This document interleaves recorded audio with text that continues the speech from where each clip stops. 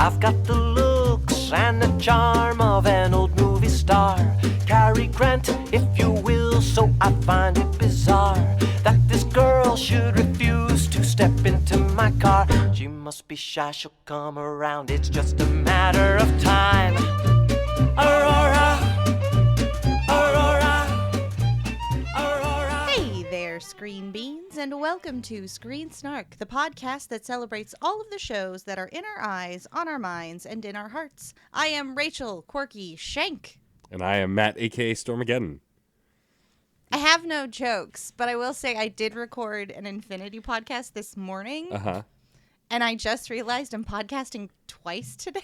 Ooh, that's a and lot. Something in me broke a little in that intro, so if it felt a little strange. I also had an existential crisis about sound waves right before we started, so like Rachel's just ruminating on that. Congratulations to all of you for this energy I'm bringing today. You are hearing the joyous laughter of our incredible guest, the one Dave Jackson of Tales from the Backlog and a Top 3 podcast. Dave, thank you for joining us. Yeah, thank you both for having me. This is awesome. I'm so excited to have you on. Dave and I became fast friends via a awesome collaborative podcasting Discord that's specifically for video game podcasts. We had messaged a bunch back then, and then we started planning for me to come on his show, which I did. It aired very recently, talking about Bayonetta 3. And regardless of the game, we still had a good time. So, you know, there's always that. But I've been really excited to have you on one of my shows. You did do some side quest episodes, and now you're here to talk about what you've watched. And we will talk more about Dave's podcasts in the back half of the show. But to start, as we always do, we will talk about the most recent things we watched, and I will go first. And a little peek behind the curtain, this episode was supposed to be recorded like a week or two ago, and I had one other thing picked. But since then, a new Marvel thing came out, so now that's what I'm going to talk about, because that's the most recent thing I watched. And so today, I, of course, brought one, Ant-Man and the Wasp, Quantumania, to talk about. I will keep so many words for a title that you can't use for the description. No. Yeah, too many words, one might say. And, like,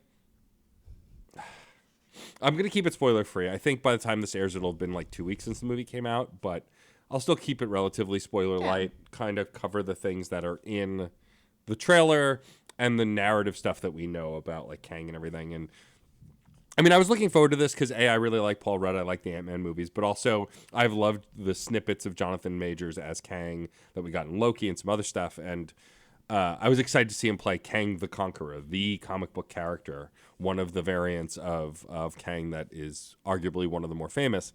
And so I was excited to see this. And it was a pretty good movie. A lot of people online are being pretty, I think, unfairly harsh about it because they think every Marvel movie needs to be a revelation. And, like, it's okay for things to be fine.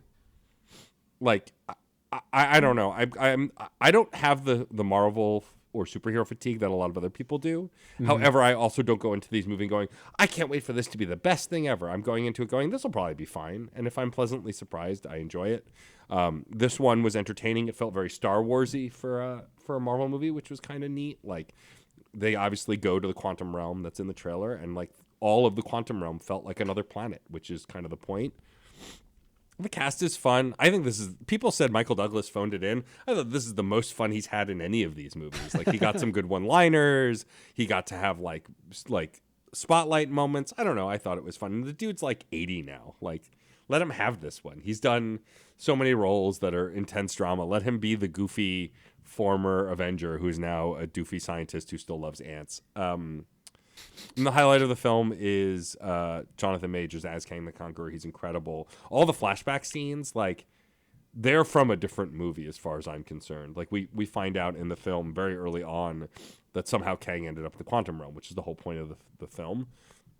And all of the flashback scenes that we get to see, he's just doing this dramatic portrayal of a character that I'm just like, where is the rest of this film?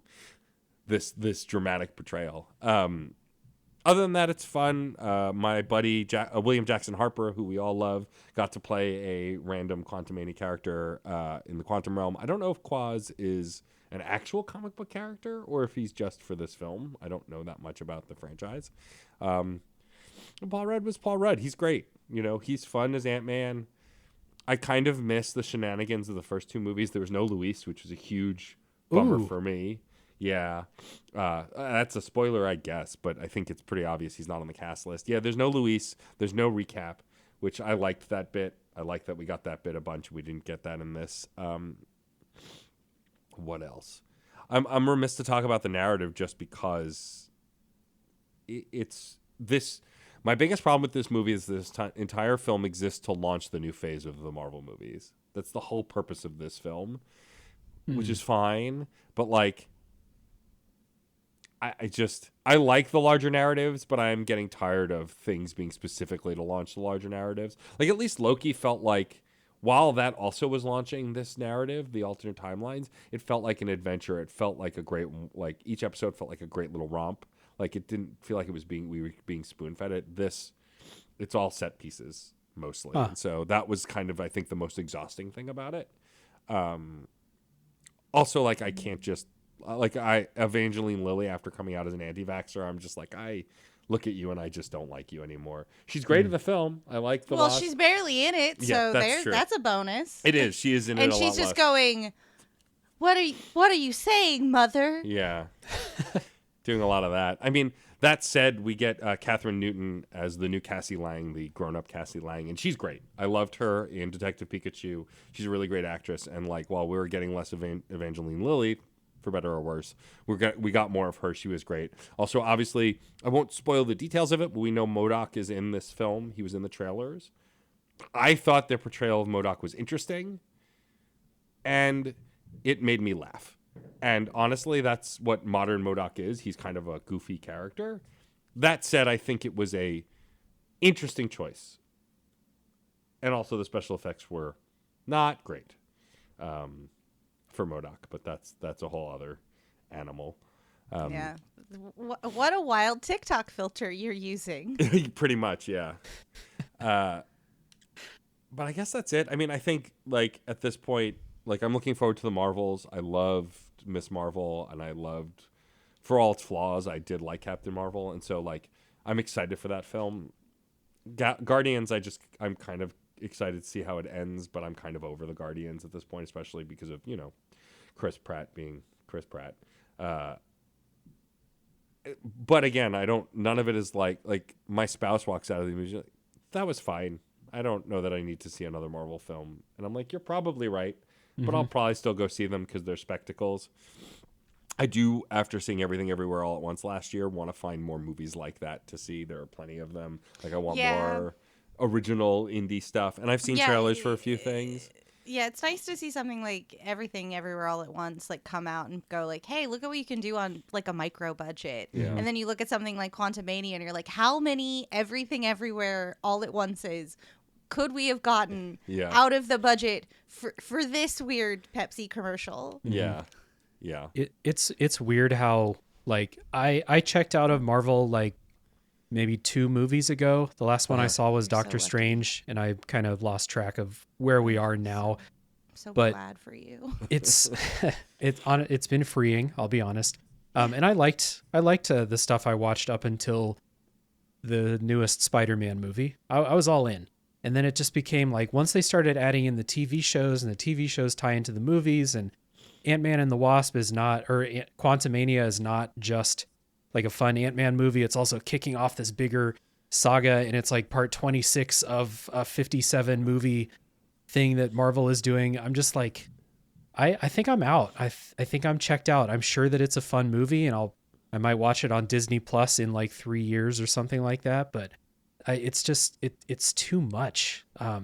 Once they brought in the TV shows, it was because I can go to the movie theater 3 or 4 times a year and watch the movies and be in. I can be in on that, but I cannot watch continuous TV shows tied in with that in order to understand what's going on. Because part of the reason that the Doctor Strange movie didn't work for me is because I didn't watch the TV shows that tied into it. And everyone's like, oh, if you watch the show, then you would get what's going on. And I was like, well, I didn't. So just kind of like an okay movie. Like I enjoyed like the special effects in that one. That was why I saw it. But Marvel is just, it has, in my opinion, spun way out of control. And I just can't keep up.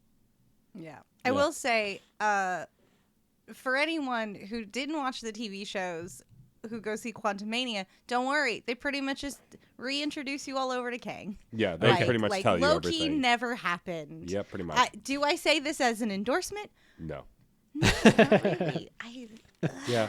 I mean, I totally get it, Dave. I think the only reason I kept up with the shows is because my spouse and I watched them while we eat dinner. Like, it Sure, would just be appointment viewing. And also, like, as a Jew, I was really excited to see Moon Knight, one of the only really famous Jewish superheroes, besides, of course, Ben Grimm, a.k.a. The Thing. But, like, it was just, I was excited for that. And so I kept up with that. And then Miss Marvel, I also really liked. Like, it was about characters that I really liked. And so I was eager to watch it. But honestly, I had a better time with Boba Fett, which was a much worse TV show just because I love Boba Fett and I could turn my brain off during that thing. Like, it was just goofy Star Wars fun, and that's what the Mandalorian's going to be when it comes back, hopefully. Like, the Marvel stuff has started to feel weighty. I mean, Kevin Feige has said, who is not Paul Feig, Which show are we on? right? I just mostly doing going it to through mess it. with you. Oh no. But Kevin Feige has said already that only 2 TV shows are airing this year, and going forward, it's going to be a lot less. Because I think it was a lot. because it was a lot, and like It was too much. we're getting Loki season 2 and Secret Wars this year, and that's it, and then maybe 2 next year, and like, and I totally feel you. I think for me, if I hadn't watched the TV shows and wasn't able to keep up, then I'd probably feel the same way. I mean, I still haven't watched all of Andor, so it could happen with Star Wars for me. I'm hoping that the Mandalorian season has nothing to do with Andor, which I can't imagine it will. But I don't know because I haven't finished it. And it's not for not liking it either. It's literally there's not enough time in the day to watch everything. I still haven't watched Rings of Power. I probably won't at this point. And I like Yeah. Lord of the Rings, but like there's too much franchise TV and I can't possibly watch all of it. It's why I think I spend most of my downtime watching YouTube and not actual TV. Yep. Because it's like digestible video essays that I can move on from, like quirky And things they're- about stuff alive. I was just gonna say, and they're about exactly the things you want to watch long videos about, right? Right. Yeah. Exactly. Or So- things that you've never thought about, and you're just like, okay, if I spend 6 hours, you mean to tell me that I will understand iCarly? I never Yeah. watched a single episode of iCarly, but I'll watch 6 hours of somebody telling me about it. Yeah. And then I can Yeah. be like, oh, yeah. Like an iCarly. Yes, exactly. If you recorded, we talked about this offline, but you recorded an episode of your other podcast today. Did you talk about this film on that too? Yes. Yes, I thought At, so. at length. At I length. had notes. Mostly the note is, if you're gonna make these for a lot of money, I don't know, maybe make them more thoughtful. Yeah. Like maybe do something. My partner put it really well as we left the theater. It was like Quantum Mania was like watching the La Croix Rick and Morty flavored seltzer. Yeah. You know, where it's just like, this is almost Rick and Morty, and it wants so badly to be it, but it's missing like that pithy nihilism that Yeah. kind of makes Rick and Morty fun to watch. Where you're just like, look at this miserable fuck, you know, Yeah. like it's the Always Sunny thing where it's like, Yeah. yeah, it's weird. These people are bad. You kind of love it though, because they're bad and bad things happen to them, and that's you know, like it gets to that like nice itch. Yeah. And I think like the weird wacky concepts without like that bit of biting commentary underneath, it just kind of like it missed it for me. But I am also very deeply in the like fatigue, and Yeah. the only reason I have kept going is because I do have a podcast, and I am just like, well, I'm gonna have to watch it eventually. I might as well just do it opening weekend and then get it over with, and I don't have to think about it again. Right. Well, and I totally get that. I think if I was doing it Yeah. for something else, I would feel more fatigued than just going, yeah, I guess we'll go see the thing. And Yeah, we'll because solve the I also thing." don't get to watch it on my own time, and I Right. think if I could watch it on my own time, I'd be like, okay, in 2 weeks I'll go see it. Yeah. Like, Yeah. Totally. yeah. Yep. I still haven't watched The Last Wish, and I really want to see that. Hopefully, I'll see it before it leaves theaters. Right. This is how I naturally engage with cinema. Just procrastinating on it. Yeah. I think that ultimately my biggest problem with this is that they took all the things that made the Ant-Man movies fun and replaced them with stuff that's required for the launching Yeah. of a new phase of films. Yeah. The reason the first 2 films work so well, Luis, the highlight of every movie he's in. Dude, that But was that was shocking to me when you said Yeah. he's not in the movie. He's the best Yeah. part of the first couple movies. Oh, Yeah. yeah, Bobby Cannavale and Judy Greer aren't in it either. Like, Nope. And neither it's is just they took out all of like these cute little characters that Yep. help build out Scott Lang's world in favor of like having a family film, like a Yeah. film with him and his family, which I get also because like I knew Cassie was going to be a major character. They're working towards a Young Avengers narrative. We already know that, and so I understood that was going to happen. But yeah, the focus was on like Paul Rudd's family, and like they're trying to make Paul Rudd and Scott Lang still the quirky character he was in the other two films with a different kind of film around him, and it just misses, and it's a bummer. yeah. Because I don't honestly think any of the performances were particularly bad. I think that Paul Rudd is still a good Ant-Man. It's just they're just telling a very different film, and I just don't think it works the way Yeah. it worked in the previous two. Like, and again, every time Jonathan Majors is on screen, he's chewing the scenery, and he's incredible. He is a great villain, but he's a great villain in a mediocre film. And like when we go back to the other characters, like I wish I could talk more about the MODOK scenes. I did enjoy a lot of the scenes that character was in because they were goofy, and he's a goofy character. But the problem is he was a goofy character inserted in a self-serious, phase-launching movie. Yeah. Like it was.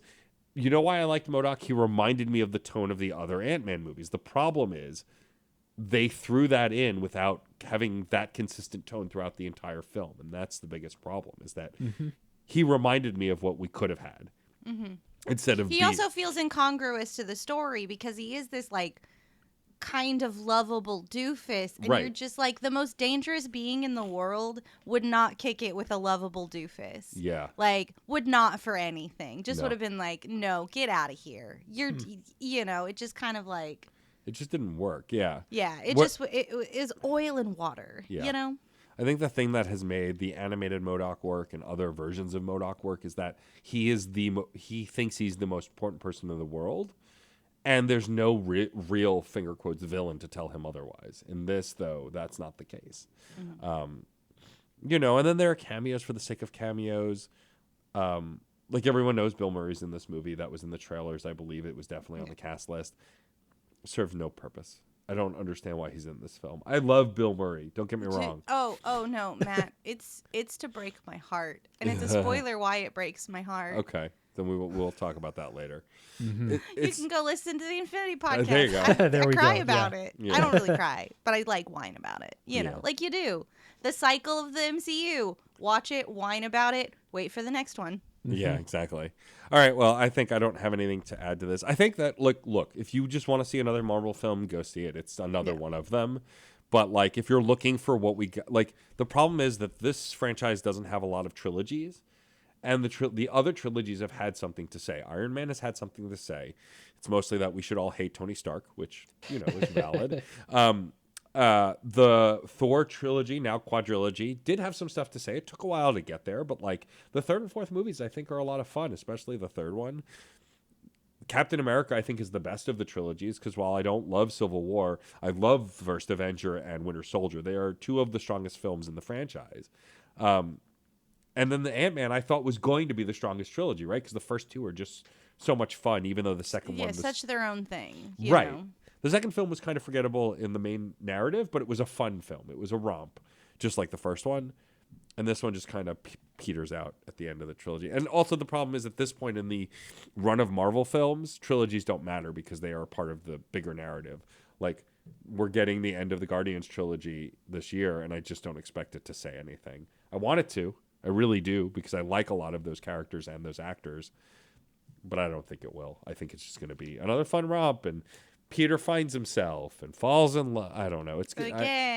Again. You got me thinking about how now we're so far into this greater arc, or we're beginning a new greater story, that thinking about like my favorite of phase one, whatever, the lead up to Endgame, basically. Yeah. And my favorite movies in there were not part of the greater thing. They Yeah. were their own movies, and then at the end, maybe they had like a stinger with Thanos or something like that. Yep. And they could stand on their own. And what you're describing really sounds like a movie that, like, if you just watched this one as your first Marvel movie and you were like, I don't know what's going on with these like continuing storylines or what they're setting up, I'm not invested in this, then it might not be like what you're looking for in your first one, or if you're like me and you're kind of sick of them but still want like fun movies. Like I would go see Ant-Man because Ant-Man's fun, but it sounds like they're kind of like trying to straddle being fun Ant-Man with also like, let's set up the next 17 movies, which kind of sucks. Yeah, it does. It's a bummer because stuff like my favorite film of last phase was Shang-Chi, which was a standalone movie mostly. Had some reference points, but was mostly its own kind of kick-ass kung fu film.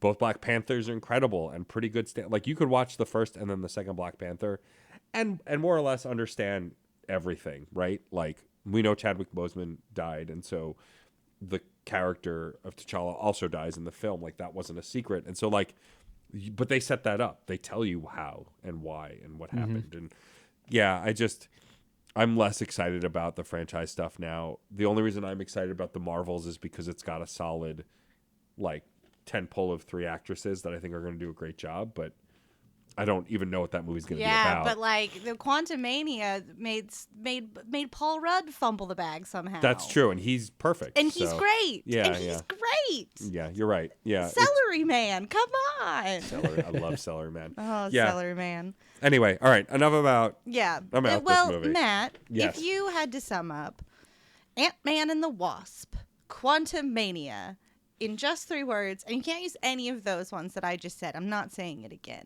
Uh-huh. How would you describe this work of art commercial? Fun but exhausting. That but exhausting hit me in a place. Yeah. Yeah. Yeah. I gotta take a break. But it feels like the moment you you check out, it's over because you're not coming back. You're not gonna go like, I'm gonna go watch the last 5 movies to get ready for Guardians 3. You know, No. it's like if you cancel your Netflix every time you tried to like set it up again, they're just like, it's $2 extra now. Every time you're just like, well, then I'll never check out. Yeah. Don't listen to this, Netflix. Please do not do that. Don't do that. That would be Netflix. I know you want to just do some fucked up shit, but don't do that. Don't do that. Netflix, I'm begging you. No, yeah. I think I'm on the ride just because there's stuff coming. Like, I know I'm going Yeah. to get a new version of Wolverine that I really want. He's one of my favorite characters. What I am grateful for is that one of my favorite characters of all time, Venom, is just off doing his own thing. He's about to get a 3rd movie. It's in pre-production. Let's go. You want to watch movies that are awful but fun, David? Watch all 3 watch of the the Venom Venoms. movies. Yeah. They're I didn't see any of them. I Oh, don't they're think. great. They're great and they're gay as hell. Yeah, they're fun. You should watch them. They're Okay. lovely. If you want to see a man slowly fall in love with an alien, it's You the want film to for you. see I do. see a man kiss the girlified version of a symbiote. You should watch the Venom movies. I'm It's just saying. wild. Yeah. My favorite kind of media. Hell yeah. There you go. All right. Well, moving on. Thankfully, Rachel, I promise you don't have to talk about any Marvel. No, I'm not gonna. What's the most recent thing that you have watched that you have brought to the show? I want to dip off real quick and just announce to the world, this is not what I'm bringing, but I have finally, in the year of our Lord 2023, have watched all 4 Shrek movies. Oh wow. I've never seen the 4th one. The 3rd one was just like, I'm out. I checked Yeah. out of Shrek after the Me 3rd too. one, and I Me finally too. checked back in. And it's just watch the first 2. Yeah, the first 2 are the best ones. I don't like the slow de-evolution of Shrek just being a guy who hates his family. Yeah. I think that stinks. I think Yeah. that stinks so bad. If you But really that's want to not- if you really want to watch anything great related Yeah. to Shrek, just watch Puss in Boots: Last Wish, which I brought on the show. Yeah, or watch the first Puss in Boots. Adorable. Or the Also very first 2 good. Shrek movies. They're bangers. Yeah.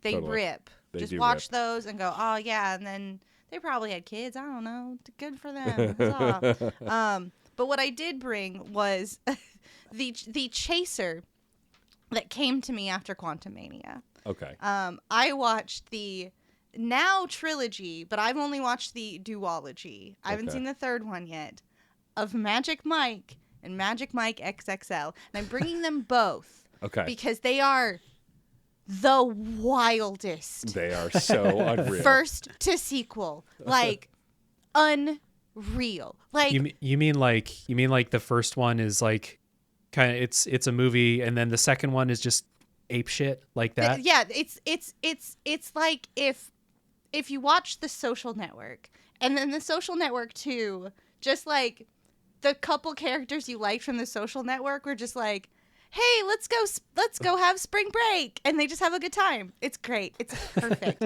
So Magic Mike, the first one, is this very like kind of somber piece about building relationships in creative spaces and the toxicity within, you know, there's like discussion, like dealing with like drug use in the scene, you know, like the escalating like make money hustle culture that exists in like the world of adult entertainment, specifically in this case like male stripping entertainers, cabaret artists. And it's very much got that like showgirls vibe, you know, like it's charming and lovely, but it's also very like a melancholy in a way. It's got that like 8 Mile melancholy. That's I feel like that's a very good way to put it, you know. But like the dance sequences are really, really fun, and Channing Tatum is a very, very good dancer. And I love so much that the culmination of the first Magic Mike is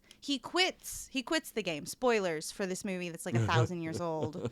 He quits. And that's it. Like, oh, cool. Like, you've gotten out of, like, this toxic environment that you were in, that you put a lot of, like, investment toward emotionally, and you just can't anymore. Love it. And the next one, everybody except for, like, the toxic bad people are back, and they're going on a road trip to a stripper convention in Myrtle Beach. And this one goes full-on Tu Wong Fu. Thanks for everything, Julie Newmar, and I fucking live for it. I love both of these movies. It's a wild double feature, though. I can't believe how wild the double feature of this is. It's funny. I always assumed, because I saw more about XL or XXL, that I assumed that was the tone for both. I just no, because like I had watched these a while back, so I wanted to know, you know, and relaying it to my partner before we watched them Monday, I have like not a lot of feelings about the first Magic Mike. I think it like exists and it happens. It's kind of like a bit of a romance, you know, like there's this girl he likes or whatever, you know. And then I was like, but I remember the second one being such a joy to behold. And I feel like I don't know why that's the case. And then I rewatched them. I'm like, oh, now I know exactly why that's the case. Because one of them has the boys doing some Molly and then going to a convenience store, and Joe Manganiello does a sexy dance, throwing Cheetos around to Backstreet Boys. Like, this is everything I've ever wanted. The last act of this sequel is just them doing the cabaret show they planned on the road trip, and it looks like a live taping. It's a fucking delight. I don't think you need to watch the first one to watch XXL, because they're just like, oh, you're building furniture, you've been out of the game for a while, come on back. And they just have fun. Everybody has fun. They were a great time. I like to say that Magic Mike XXL is like what I think people imagine being a burlesque dancer is like, and it very much is like that. You're fucking chaotic friends in a vehicle that probably shouldn't have that many people in it, go into like a dumb thing. It's also like the wrestler life too, you know, like Weird Artists just going like, get in my car, we're gonna go delight an audience far away. You know. But then the first one is very much like what it kind of is like being in unchecked creative spaces, you know, like there's like backstabbing and drama and like abusive tendencies, and like carny bullshit is gonna carny bullshit, you know. And it's really nice to have both sides of the coin through like one character, but boy does it give you whiplash. But boy, oh boy, are you just sitting there going, oh, they made ecstasy look so sinful and dangerous in the first one, and now these guys are driving a takeout truck, like this literal food truck, to Myrtle Beach, and they're doing Molly. I'm just like, what universe is this? And it's getting a third one, right? Yeah. The Last Dance is out now in theaters, so I'll see it in like 3 weeks. And so I haven't seen the trailer. Does that one look like it has a tone based on the second one? Boy, it looks like this time they get to do a theater show. no more conventions, baby. Salma Hayek is gonna produce Magic Mike's theater show. Unbelievable. Because she got a lap dance from him in her house. That's what the trailers are like. It's great. She's like, this, you gave me this magical moment. It made me realize who I am. And I'm like, yes, the stripping is healing. Yeah, it's also a really great discussion about like adult entertainment and what it does for society. Like, Sure. not to get too like deep in the woods with this, please watch this movie, but Donald Glover has a bit of a small part in it. And he's talking to the guys. He's working in like this sort of subscription based like club, you know, like singing and stripping. And he's talking about how like the work they do as like strippers is liberating to people. And it's like, we're healers, you know? And it's like, that's really true because we're not given a lot of spaces as adults to like act up and be loud and like get a little freaky, you know? Like we have such structures in place that we don't do that. So it's nice to find spaces where you can let loose and be free a little bit. Yeah. It's Totally. great. I love these movies. I go watch them. Get ready for The Last Dance. Watch these two. There's so much I didn't tell you that you're just negative man is there. Come on. We gotta. Sounds I like love sounds like a series like, so I've never seen any of these movies. But it sounds like a series that like maybe in between the first and second movie they were like, hey, this is our shit. This is what makes us fun. And then they're like, we're going to lean into this as hard as possible for the future. And I love when like a TV show or an entertainment does that. You know, I play a lot of video games. I love when video games do that, but movies, of course, too. It's really cool when they're just like, this is our thing. We're going to go 1,000% into our thing, you know? Yeah. I mean, one of Dave and I's favorite video game franchises does that, and I thought you were going to mention it just now, but Yakuza, like, or Like a Dragon, I guess. This is very confusing. Why they did this to us, I don't know. The Yakuza franchise, which has been called Like a Dragon in Japan all this time, is now taking that moniker. Like, first couple of games were pretty self-serious with not a lot of humor, and then as they grew, they started putting, like, the story still stayed hyper dramatic and realistic, and then the combat was over the top goofy, and the sub stories, like there's a sub story where you teach a dominatrix how to be meaner, like you find a chicken and it becomes the head of your real estate company, like and like I think when and I agree with Dave, I think when media figures out a way of, hey, we can be the most us we can be. You can watch that progression over the course of I think it's 2 seasons of Gravity Falls, 3 seasons of Gravity Falls. Like, it starts out as a pretty sincere, like, kind of kids show and then leans into its sci-fi BS. And by the whole last season, the whole tail end of the season is just all of this awesome stuff. While still keeping to the core of what, like, the childhood fun that show was. Yeah. At the end of the world. To bring it back around, like Marvel figured that out at some point, that they have a sense of humor and a type of character that really works for their movies, and they made that their identity maybe around like the Thor Ragnarok type like time. Yeah. So I just love it, and that it enhanced the Marvel experience too, to bring it back to Marvel. But that's really cool. Like, I'm not sure I'm going to watch these. Because spoiler alert, I don't watch a whole lot of stuff. This is a strange podcast for me to guest on. I did bring something today, but it is really cool how it sounds like Magic Mike has found what only they can do, like, to this level, and just leaned into it. Yeah, it's honestly, it's kind of, the first movie is a somber piece with really fun dance numbers in it, where it's like, oh, this is really cute and good, and like they're doing some fun stuff, and everyone in like the culture just went, oh, I liked the stripping in Magic Mike. I liked that part. The thoughtful piece, I don't know. I guess that's cool, but like Channing Tatum's like stripping and dancing around and like popping and locking a pony, I'm in. I love it, you know. And then they're just like, okay, doing a whole thing. It's gonna be a whole cabaret at the end. Don't you even worry. And like the second one is a lot more of the performances throughout. And also they just like end up in people's houses. I don't understand. I love this movie. It's amazing. Well, if you had to sum up both Magic Mike and Magic Mike XL in just 3 words, yeah. What 3 words would you describe this duology with? Stay for strippers. Yeah, there we go. Straight to the point. Love it. Yeah, Hell because yeah. that's honestly what has occurred. You come into this thoughtful piece and you're like, but what about if Joe Manganiello was having a good time?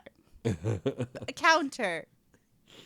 Matt Bomer just like living his little Reiki healer life.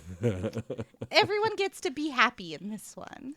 Love Good it. shit. Good shit. I'm so excited for Last Dance now. I have to see Probably these. gonna be I've been wild. meaning to. Man, Ugh, I'm ready. there's too I'm many ready movies. for the Magic Mike cinematic universe. Thank you. That's right. That's right. Exactly. 47 part Magic Mike We cinematic re-meet universe. the kid and he's still an asshole. Well, now it's our guest turn. Yes. Dave, what is the most recent thing you have watched that you've brought to the show? Yeah. So as I said, I don't watch a whole lot of stuff. I think I watched 3 movies all of 2022. I watched 1 complete season of TV. But I did watch one thing that I do just kind of continuously watch throughout the year is I Think You Should Leave. And I watched that again Yes. over the Yes. last couple weeks. Can I Since tell you, professional wrestlers fucking love this show. I don't Fucking think love it's it. Oh, okay. Why? Is there a special reason it appeals to wrestlers? I have no idea, but I found that they love it. Like, you can like run into like any locker room and just go tables, and they'll all lose their shit. I think amazing. I think it's like because it is so like cringy and weird, Yeah. you know, and over the top. Like there's a guy in a hot dog suit just being like, I don't know who crashed this hot dog shaped Yeah. car. I think it's just that sensibility. You know. Yeah, it's a show that I just kind of I rewatch it slowly over the course of like every 5 months. I'm just continuously rewatching it. But I did just sit down and watch both seasons a couple weeks ago before we were originally going to do this episode, because I was just like, I haven't watched a complete season of a TV show in a while, but you know what? It's been a couple months since I watched I Think You Should Leave, so I'm just going to watch that again because I love that show so much. And so, Matt, you've seen it too, right? So I've not, and like what's Okay. funny is like I'm gonna ask you to tell me what it's about in a minute, but like Sure. I know Tim Robinson, and like I know him because of we're all trying to find the guy who did this. Yeah. meme. Yeah. The Because memes, yeah. unfortunately in the video game space, that meme is used exhaustingly because literally every CEO of almost every game company is like, Yeah. we're gonna crack down on this bad shit and find the people who did all this bad stuff, when it's usually them. And so Yeah. like I'm familiar with that meme, but We're I've never going to actually do an watched the show. internal investigation on ourselves. Don't worry, we won't be biased. Yeah, we'll be fine.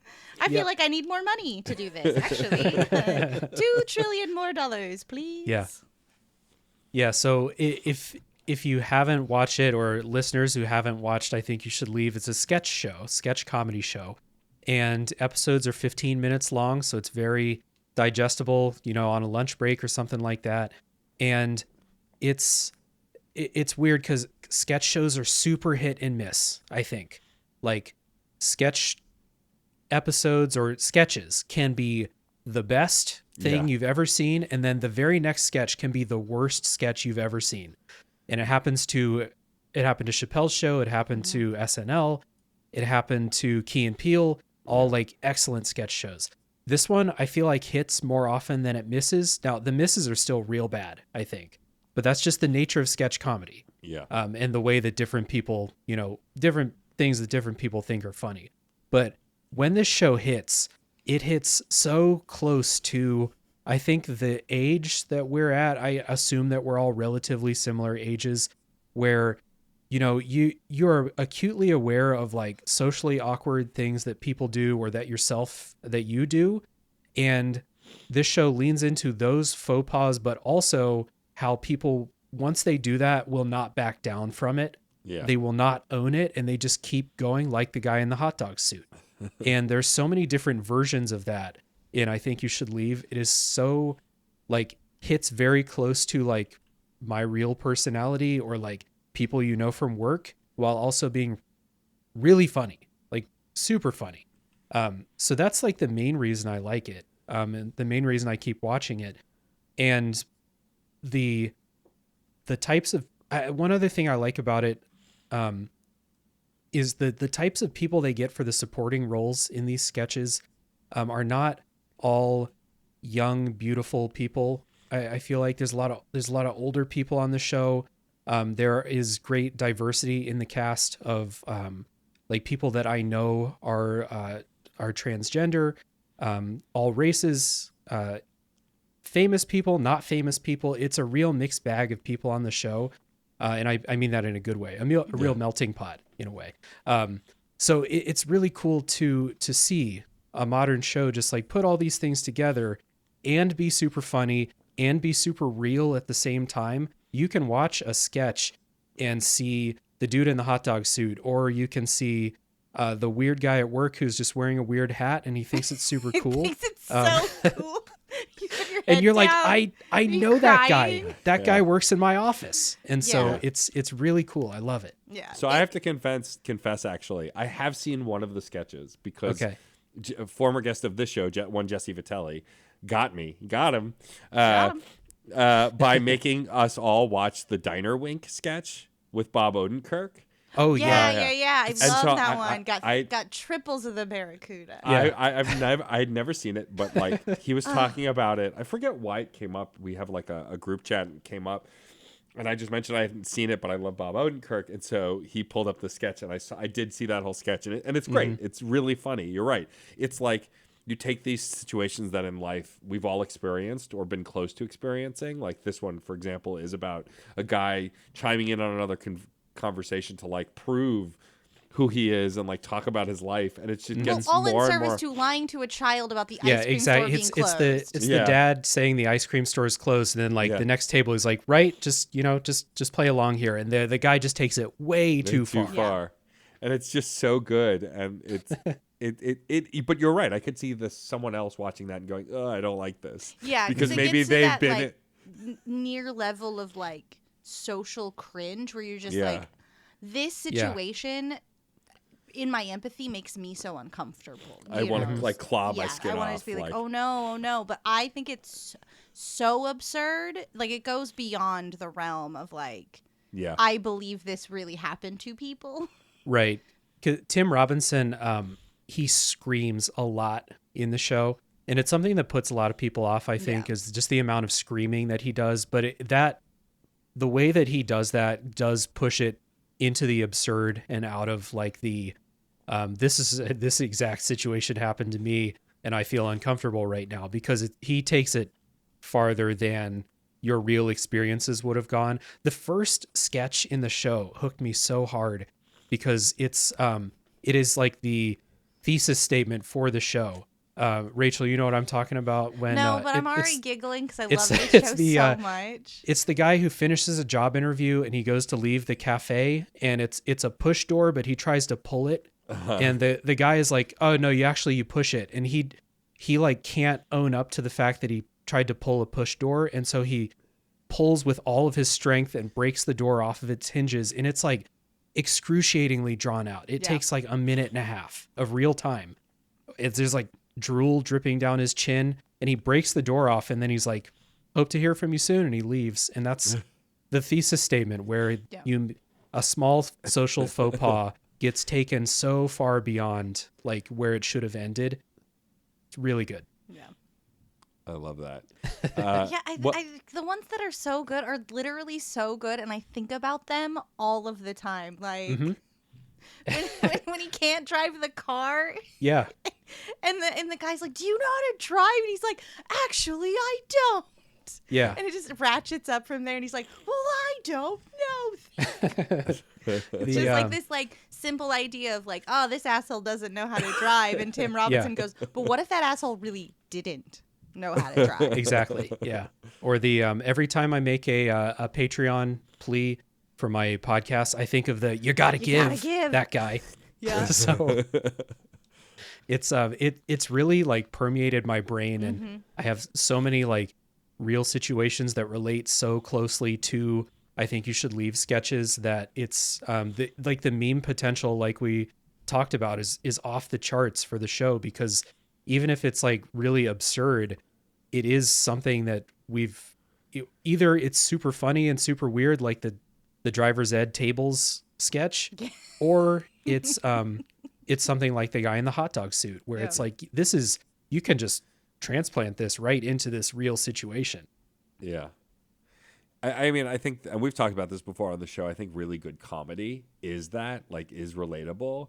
It's like how many times, and I think Dave and I have talked about this before, is like, Bo Burnham's special, I think about at least once a day, and it's because it's so, like, of course a lot of it's scripted and pre-planned or whatever, but it's so relatable. And like the Daddy Made You Some Content line in the opening song, like, I think about that every time I hit publish on literally anything. Is like, it's just because, and I think like it's why we talked about Scrubs the way we have in the past, and a bunch of the other shows. Like any show that shows real life, even as it gets more absurd, you still find ways to relate to it, and like you laugh because you understand it. You like, I think why comedy misses for a lot of folks is it's just about a situation or it's something they can't relate to for one reason or another. I think relatability is so important to good comedy. It's why the funniest moments in otherwise serious movies or stuff like the reason I loved Everything Everywhere All at Once last year is because I am not part of an Asian family. I am not a lesbian, any of those things, but there were still moments in the queer moments, in the parental moments, even though I don't have that exact lived experience, I can still relate to. Yeah, because like I think we all kind of understand that the point of the next generation is to learn shit that the generation before didn't know. Yeah. And that can be hard to like get together on and be like, hey, stuff changed. And they're like, it didn't. And it's like, it did though. It did though. Kind of did. And I love that, and it drives me crazy when mostly straight white men say, I can't relate to that movie. It's about someone that's not me. And it's like, but they don't have to be you for you to relate, right? Yeah. Like, it's why I love Turning Red so much. They're like, well, I'm not a little girl who loves boy bands. I'm like, I'm not either. Yeah. But I still understand her struggle, and I love boy bands, so that's neither here nor there. But, like, you don't have to be exactly like the lead of a film or a video game or anything else to relate to them. Relatability is found on multitudes of layers and emotional levels. Yeah, Joe Manganiello's character in Magic Mike XXL fucking loves the Backstreet Boys. What's your deal? I know bad motherfuckers that could choke slam you to hell who are like, I live for Taylor Swift. Are you kidding me? We contain multitudes. You weird guys, get over it. This person's a tiny girl child. I can't believe what they're going. Just turn your brain on and get imaginative for 30 seconds. I'm sorry. I will tell you, wild. I did karaoke recently. Yes. And it was not an all queer crowd, although there were a bunch of queer folks there. And like the two songs that tore down the house was Taylor Swift's it just got a 10-minute version. I can't believe I can't remember the name of the song. Midnights. Just call it Midnights. It's fine. It's Midnights. No, it's one of her bigger singles. But like we did Cruel Summer, and then we did Backstreet Boys, and like it was I Want It That Way. Yeah. And like as soon as those first notes of I Want It That Way hit, literally every single person in the room, even people who had not been singing the whole night, are singing that song. Like, there's something universal about pop music, I think. Yeah, but society needs to stop hating things that young girls like. Because I don't know if you've noticed, the things that young girls like are so fucking fun. Yeah. BTS, are you kidding me? Yeah, it's just fun. It's just fun. Sparkly vampires are fun. I'm sorry. The weird growth baby child is fucking weird, but that was more Stephanie Meyer's thing. Like, I don't know. But like sparkly vampires, kind of fun. Yeah. Those movies are dumb. But Those movies are so dumb, but they're still kind of fun. Yeah. In a, oh my God way. Dave, if you had to sum up. We went off. We did go off. If you had to sum up, I think you should leave. In just 3 words, and you can't use any of those words in the title, what 3 words would you use to describe this show? I would say awkward, loud, and endearing. Awkward, loud, endearing. Yeah. I like it. Yeah. I like it. I think You Should Leave is so like memeable and memorable because like I think Nick Robinson understands the music of comedy. I think that's why we can like hit these refrains of like Bob Odenkirk being like, triples is best. And it's just like the music of it just like sticks with you. Or like what's the name? Tim Heidecker has some good good appearances on that show. With the one where he's doing what's the game where you describe somebody and you shout out the words Mad Libs or something like that. Yeah, like Yeah. I don't know, but he's describing the most obscure jazz musicians and then getting mad when people don't know them. It's such just like a simple but very funny concept, and he's such a good actor that he pulls it off in that like so well. So those very simple concepts. I feel like every I Think You Should Leave sketch starts with the simplest concept ever, and it's not parodying a celebrity. So like if I don't care about like parodying Liam Neeson, then I'm gonna hate a sketch parodying Liam Neeson. But this show doesn't do celebrity parodies. It's just like, wouldn't it be funny if we were playing this party game and this guy was getting mad that people didn't know who Bobby Buffano from the Colgate Comedy Hour is? And they start like that, and then it just, like we said, the faux pas is made, then they continue with it because no one ever admits that they're wrong, and it's excellent. Can't recommend it highly enough. Amazing. I love that. I'll definitely have to watch it. It had been on my list for a while, and now after this, I definitely need to watch it. Yeah. But Dave, I would like to talk to you before we wrap up the show a little bit about your podcast. So you have two incredible podcasts. One is Tales from the Backlog, which is when you tackle a new video game every episode, metaphorically from your backlog, because some of them are actually brand new games, but technically still in your backlog because you've bought them until they're in your backlog till you've played them. Yeah. And you bring a guest on along the ride with you, and then you have a top 3 podcast that you're a co-host on with 2 other co-hosts, right? It's three others, and you just make top 3 lists, top 3 stuff. So, what led you to podcasting? Like our idiotic story that we've told on the show a multitude of times is mostly Rachel just going, "Hey, do you want to do a thing?" And yeah. then we did a Yeah. thing. I've heard of these things called podcasts. It's Yeah. Do you want to do one with me? Want to make Yeah, so- one? It was after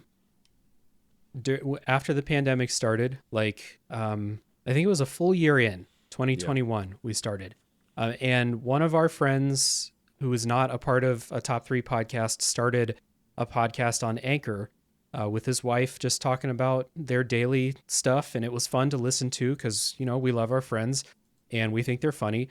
And then the 4 of us on a top 3 started talking because we had gone through high school, college, after college, everything, just sitting around, drinking beers or smoking weed or whatever, doing top 3 lists. And so we've had all this like experience doing it. And we were like, hey, podcasts are like, up until that point, I had no idea that you could just download Anchor and record something and put out a podcast and it would do all the work for you. You didn't have to do any of that. So we were like, let's just do a podcast. And so we started that, and we thought that it would just be the 4 of us listening to it, or maybe like just 2 of us listening to it, and then a couple of our friends and maybe my mom. And it turned out to be a little bit more successful than that. It's not like, we don't get thousands of downloads on that or anything, but it's not just 4 people listening. So I started to enjoy podcasting more and more. And then I love video games. Like I said, last year I finished like 65 video games. I watched 3 movies. I'm skewed way on that end of the entertainment spectrum.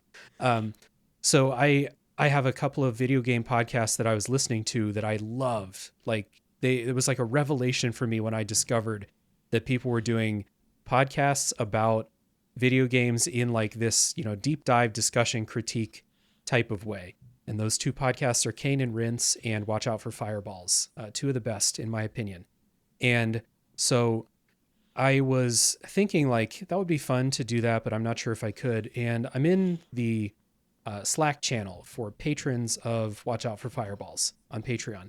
And one day, I forget what game it was, but there was a big discussion happening in there about one of the games. People had these huge opinions, and one of the hosts in like a playful way was just like, hey, y'all have such big opinions. Why don't you start your own podcast? And I was like, I know you're joking, but you know what? I will. And so that's where Tales from the Backlog was born. That's amazing.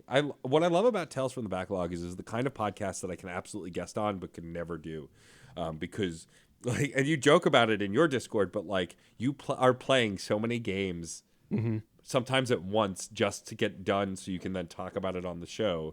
Whereas like the guest just has to play that one game and then they come on. Yeah. And I just think it's funny. And like even the few times that Jeff and I for my video game podcast have like we covered something for a developer and so we had to play a bunch of it before the developer came on to do an interview. That just felt real pressure. And so I can't even imagine what it's like. Like, do you regret on any level going on this adventure now that you're playing so many games at once, or you just consider it another challenge? I mean, it seems like you take it in stride and genuinely do enjoy carving stuff out of your backlog like this. Yeah, so I do joke whenever I have people on my show who either don't do podcasts or like do a video games podcast, but that's not one game per week, like Fun and Games, or I recently talked to someone who has a show where they do book club style and they break a game into like 15 episodes. And Brilliant. I was like, what a concept. Yeah. Look at the ideas on these people. So on some level, I'm like, yeah, I did make this harder for myself than it needs to be. But the key thing is before I started the podcast, I was already playing that many video games. So it's not, the only change is that now I'm working on recording and editing a podcast. I'm not like playing more games because of this. So like at the end of the day, I don't regret it because I love the way my show is. I love talking to a different person each week about a game. And like I said, I would be playing this many games anyway. It's just now I'm recording and editing about it. I love that. I think what also really is fun about the show is getting to meet your guests. Like not just saying that because I was a guest, but like I've met so many incredible other podcasters that I've since reached out to about side quests or other things because of how great your Discord community is and how great your podcast is. I'm guessing that was always the goal, was to kind of always try and bring on people that you really like or people that you think do interesting things and like kind of just grow the community that way. Actually, no, not really. It was it was kind of a happy accident that it turned out that way because I was supposed to have a permanent co-host. It was one of the guys from Top 3. But at the time I was living in Korea and we just could not make because we were doing Top 3 weekly at the time too. So we could not make 2 weekly meetings work with those time zones. So it eventually just became me. And my original idea was, I don't know if you're familiar with Kane and Rince, but they have a rotating cast of hosts. Right. So if I had to guess, there's like 10 or 12 of them that rotate through, and each episode will have generally the same people, but like not at all the same group every time. That was originally my plan, was then, okay, me and then like 4 or 5 other people, we just tag team this. And if I can't do it one week, then 2 other people take it, whatever. And then that was a logistical nightmare thinking about that. So I didn't do that. And then it didn't start with like me wanting to talk with interesting people who do interesting podcasts or content or just are interesting.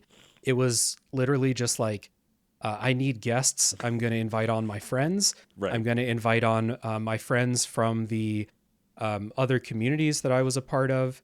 And then as I kept going and started meeting more and more people who are doing content or other podcasts or whatever, or just, other interesting people, I started to invite them on. And now it's like this ridiculous like backlog of people that I think are super cool. And I want to invite them on my podcast, but I'm already scheduled out for months. And I'm like, seriously, I have to like daily tell myself like, no, do not reach out to that person right now. Wait 2 months and then reach out when you can actually like talk specifics with them because there's so many people that I would love to talk to on the show. Yeah, I think that's one of the reasons why, as much as Rachel and I try and get ahead on the show, I think it does end up being week to week. I mean, part of it is we're both also on doing other things. Mm-hmm. But I think for me, it's too much. We do too much. But I think also part of it is it keeps it fresh because, like, if we'd been planning the show months in advance, I don't know when I would have asked you because we only became much closer online within the last few, whatever it is, 4 months or whatever it was, and so like you were fresh in my brain, and there are. Talking about friends, like the whole first like 50 episodes of this show are people we knew personally that we just invited on. Like, most of Rachel's friend group like our Yeah. partners. Like that's how Yeah. it goes. You know, you work with the people you know. I mean, my interview series that's now over 200 episodes, the first 50 are like just all nerd rappers because those are the people I knew. Like I knew a ton of local indie rappers, Yeah. so they were all my guests. Yeah, and I sit in the position of I want to like get to know people as my friends before I ask them on my podcast. So like, Yeah. I've been in wrestle school for nearly a year. We've had 2 wrestlers on, and I have so many of them now, and it's just like I'm not ready to ask you to come on my podcast because like you're so rad and cool, and like I'm so weird. Yeah, I suppose that like I have so many possible people to ask that I'm not desperate for guests. I mean, I am desperate, but I'm not like the well is not dry. Yeah. The well is overflowing. You just wish And- you were thirstier, you know? Yeah, I wish that yeah. The other thing is I record my episodes like 2 months ahead of when they release, and that happened by accident too. And I've just maintained that for the last year and a half because I commissioned some artwork for the podcast art. It took longer than I expected, but I was recording the whole time. And so by the time I got the cover art, I was like, oh, I have 8 episodes ready. So then we got that. So I'm not week to week. I don't think I could handle doing a week to week thing where I have to beat an entire video game Yeah. for Yeah, that. that'd That be would too be a much. nightmare. Yeah. But as it stands, I finish a game usually like 2 or 3 weeks later. I do the episode, and then 2 months later the episode releases. So I've built up like a pretty nice buffer there. Yeah. So that helps a lot with the stress and logistics of finding a new guest, beating an entire video game, all that stuff. Yeah, I mean, I think one of the reasons that our format works is because you can watch literally anything. At first, it was just whatever movie you watched most recently, but Rachel and I eventually shifted it to just any watchable media. And like Yeah. I've brought a video game on once. I brought The Last of Us Part 2 because I thought it was worth talking about on here. I brought Markiplier in Space, which was an anthology series of YouTube videos that was like a narrative driven thing. Choose your own venture. I listened to that one. Yeah. Yeah, like. And I think I brought Cody Johnston some more news. The yes, movie. you did the movie. Hey, yeah. it was a movie. It was. Yeah, if I finished it, I would have talked about Noah Caldwell Gervais's 7-hour traveling the Lincoln Highway video on YouTube. Oh wow. Amazing. Yeah. Amazing. If we integrated YouTube into this, I would not talk about literally anything else because I'd Same. just be Yeah. like, yeah, I watched this 13-minute video about signals that SETI's picked up. It's too perfect. Like we said earlier, it's free, Yeah. and I can find high quality content about 100% the things that I'm interested in. I don't have to go into a YouTube video wondering if I'm gonna like it anymore. You know? Yeah, that's true. That is definitely true. I want to talk a little bit about a top 3 podcast also because Sure. it just seems like, and I mean this as a compliment because our show is this too. It seems idiot proof. Like it's just such a good idea. Yeah. Like it's just we're gonna make a list of top 3 things, and like I don't always get to contribute in the Discord, but it's so fun when you do. Hey, here's our top 3 topic of the week. This isn't the podcast. This is just I'm throwing this out here. Make some top 3s, and then the Discord just lists off top 3s, and like they don't even always explain them. It's just often just here's my lists and move on. And I love that. It's so kind of digestible and just you can instantly engage with it. And it's not like you're listing your top 10 favorite things every week. That feels way more daunting. It's a nice bite-sized thing. You said this is something you used to do with your friends just for fun.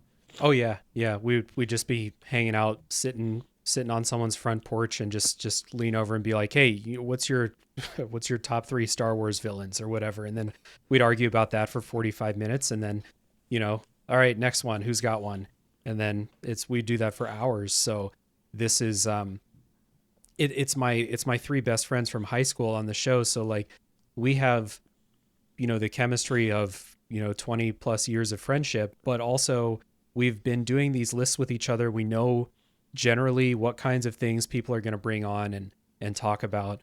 And like you said, it's you can't fail making a top 3 list, right? Yeah. Now, whether people think the show is entertaining, that's how they feel about it. Right. But like sure. it's just so simple to, all we have to do for prep is just figure out what our topic is and then bring it on the show and talk about it, because even if we feel like, it's not the most entertaining topic, like at first glance, we've been doing this together for so long that like it might just turn into us making fun of each other, but it's going to end up being fun for us.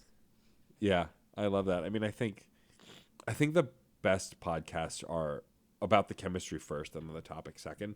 Topic's important. It's good to have a niche, but like, I don't think any of the shows I have co-hosts on would work if my co-hosts weren't as charismatic as I am, right? Like, this show started, I think, a little more self-serious than it became, but because Rachel is so funny and such a good comedian, on top of being just a really charismatic co-host, made this show. Am I Rachel's funny, making or a do face. I just say absurd things? And I'm just like, someone will get it. I don't know. 6 to 1, half dozen of another. Completely idiosyncratic over here. But I think none of my shows would be as good as they are if they took themselves so seriously. I think we get into serious conversations that are great, but we don't. That's not the aim. We're not looking to do that. It's just if it happens, it happens. Whether we're talking about equality or queer representation or whatever else, it comes up naturally through the conversation. Yeah, we and I- choose joy, and sometimes we have to talk about the things that want to take our joy away, like the encroaching wave of fascism or our planet burning. Those are there to take our joy from us, and we're just like, we're here for joy, and we'll punch the thing that wants to take joy away from us. So Yeah. that's That's kind of how top 3 goes. Top 3 is a fun podcast first, and then sometimes we get into more serious discussions. We had a couple episodes very early in our run that we tried to take too seriously, and they sucked, and we never released them. I was editing them, and I was like, this sucks. This isn't entertaining. This isn't fun, and we don't sound very smart right now because we're trying too hard. And I never released them. I don't even know if I have those files anymore. It's interesting we're talking about co-host dynamics because on Tales from the Backlog, I don't have a permanent co-host. Right. So every new episode is kind of a roll of the dice of whether how a guest is going to go. And I haven't come out of an episode feeling like, this guest didn't have it, or like they didn't bring what I thought they would, or something like that. So I Right. consider myself real lucky to not have had that problem yet. I don't just invite anyone on the show. If I reach out to someone about coming on the show, it's because I already have a good feeling about them, So if someone's like, hey, you should have my friend on, I'm like, well, let me vet your friend a little bit first, and then I'll invite them. So it is a roll of the dice, and I'm kind of, because it's bound to happen sometime where it's just super awkward or something. Yeah. It hasn't happened yet, so I'm real happy about that. Yeah, I mean, I think part of that is also you're very warm and welcoming on the show, and I think it makes people feel very comfortable. And what's funny is like I started your Inscription episode, which I didn't finish yet, which has the host of Love Gaming In the Wild. And Yeah. like he is more of a studious kind of self-serious person, and not in a stuck-up way, just he's very studious. He's very informed. And so that episode feels way more analytical and more academic than, say, your Resident Evil 4 episode. Your Resident Evil 4 episode was just you and I can't remember the guest's name, but like you were just Michael. You were just having a laugh the whole time. Like you were making fun of the game, even though you loved it. You were picking on it. Like, Well, that's Resident Evil 4. Resident Evil 4 demands that you kind of poke fun at it, Sure. But yeah, continue. Sorry. No, it's okay. I was just saying, and I think that's why, like, I think your show is more malleable because of the way you do it. Like, because you have these, like, that's why I think we love having guests too. I mean, our first episode, our unaired pilot, with an incredible director, just will never see the light of day because it was just very academic and studious. Yeah, and, it and was boring. I don't think the file exists. I don't think so either. But like, it's gone. but like, It's with Batgirl now. it's with Batgirl now. Oh, womp womp. Aw. But, like, yeah. I think it's really interesting that you've hit this point where, like, because also your episodes are about those games, but I think if it were just about the games and there wasn't chemistry between you and your guests, it wouldn't work. It's because you find that chemistry that I think the show really works.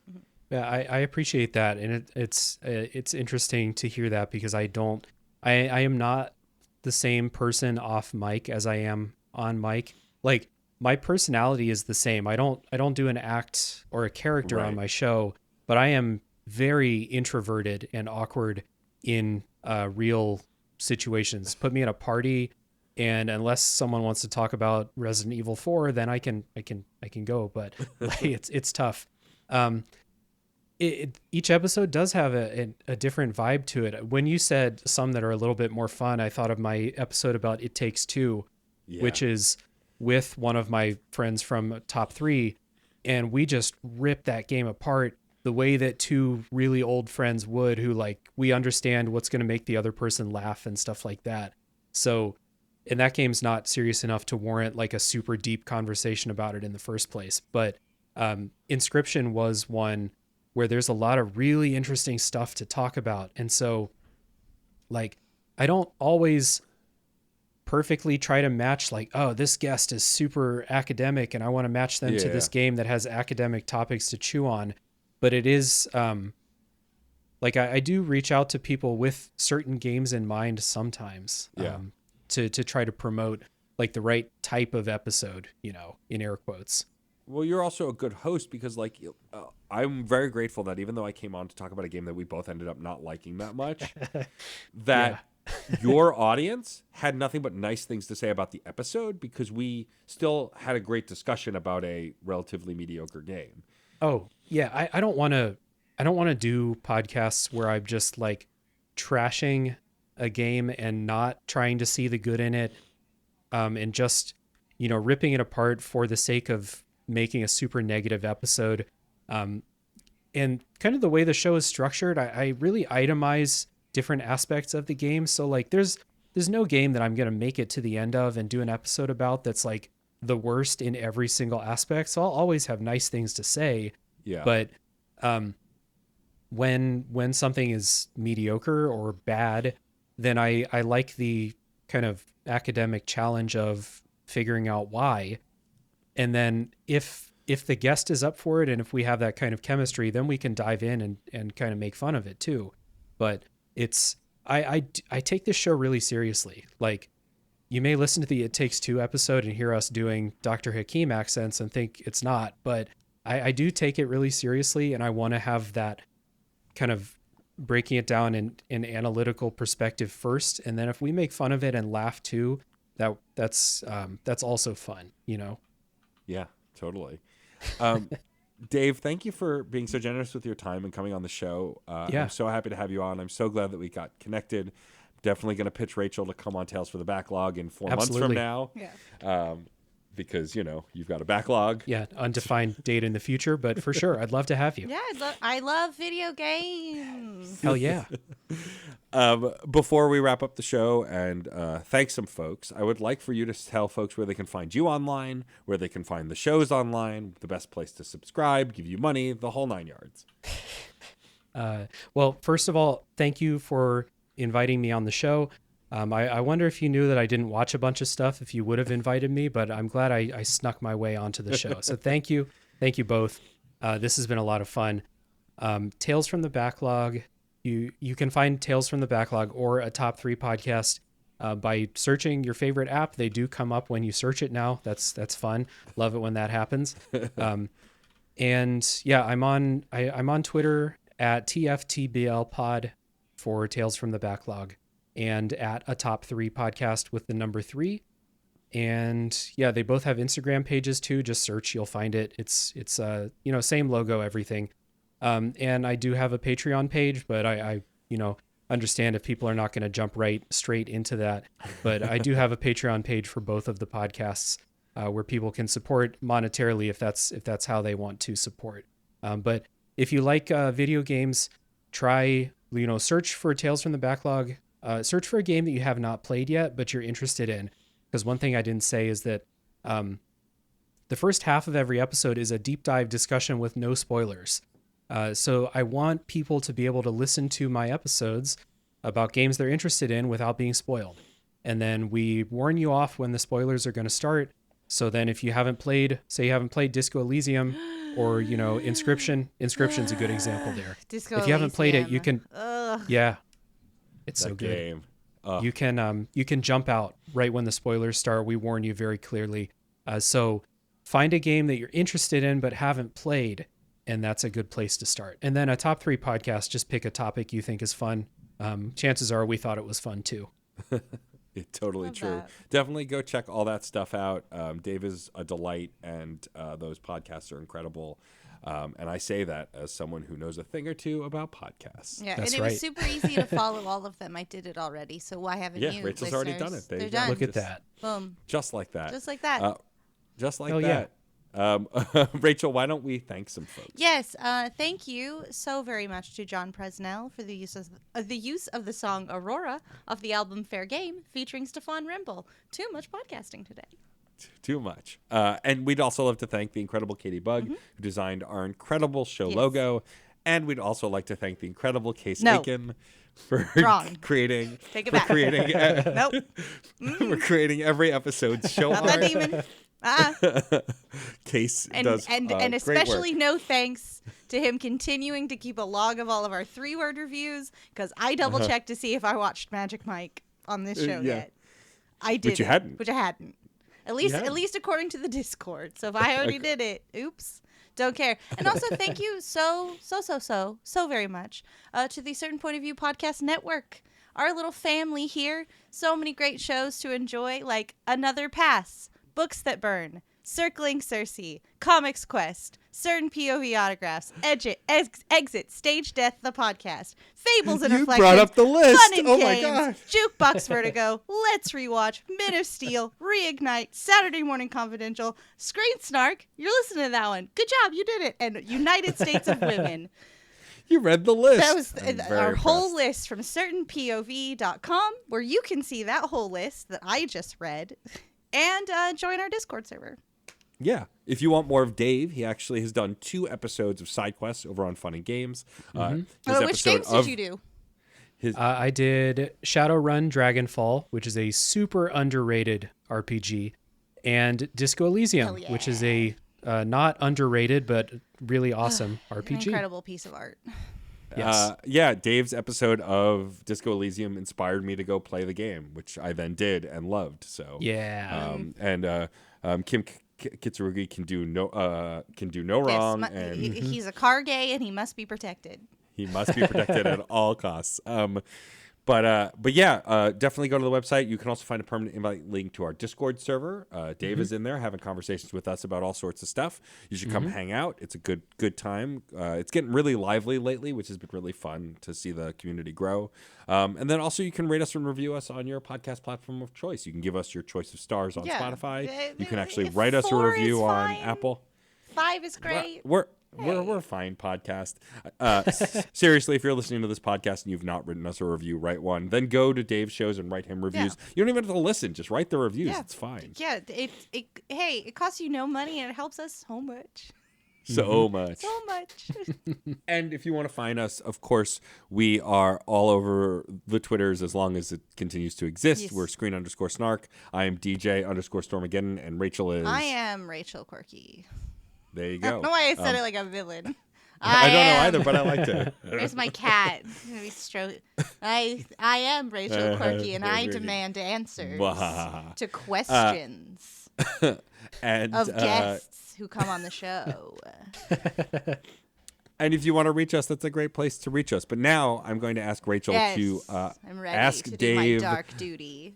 Yes, ask Dave our final question. Yes, David. I simply must. And I'm petting this cat over my face so the screens can see it. If It's you, a giant cat. If it's getting bigger. Oh no, this cat is out of this world.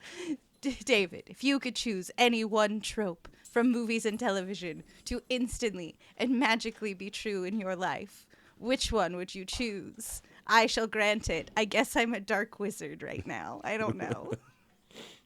If I could have a random person bump into me on the street and change my life for the better, that would be awesome. Kick ass. That would be great. That That's a kick good one. ass. That'd be great. And we haven't gotten that Oh one my yet. gosh, so that's you a like good you have like choice. a whole kooky thing where you've got like their MacGuffin. Yeah, exactly. Yeah. That wasn't a cry for help, by the way. I'm doing fine, Yeah, but but, like- it would be great for a benevolent rich person to just take pity on me for some reason and just pay off all of my debts. That would be great. Yeah. That would be lovely for all of us. Yeah, maybe the wealthy should just do that for everybody. I mean, I don't know. Yeah, probably there's an idea. Yeah, Hey, you don't how even about that? maybe like I don't know, maybe pay more taxes. I don't know. Maybe. Excellent answer and excellent ideas all Yeah. around. Dave, thank you again for Thank joining us. This was a you. blast. Yeah, thank you. And I would also, before we wrap up, like to thank my brilliant, stunning, and badass co-host, the one and only Rachel Quirky Shank. And I would like to thank my Stay for Strippers co-host, Matt, aka Stormageddon. Not the worst thing I've been called, so I will take it. And of course, we would like to thank you, our incredible listeners. We will see you at the movies or on a couch somewhere. Bye-bye. Aurora, Aurora, Aurora, Aurora, Aurora, Aurora. Metal to magnet, she will be mine. Aurora. So, I have a question. Have you ever wanted to get into comics but you just didn't know where to start? Well, welcome to Comics Quest. I'm JD Martin, and every week I sit down with a guest to talk a comic that I think anybody can pick up and start their comics reading journey. We take a look at psychedelic sci-fi, fantastical action, heart-wrenching love stories, and of course, superheroes. So check us out at certainpov.com or wherever you listen to your podcasts. CPOV. CertainPOV.com.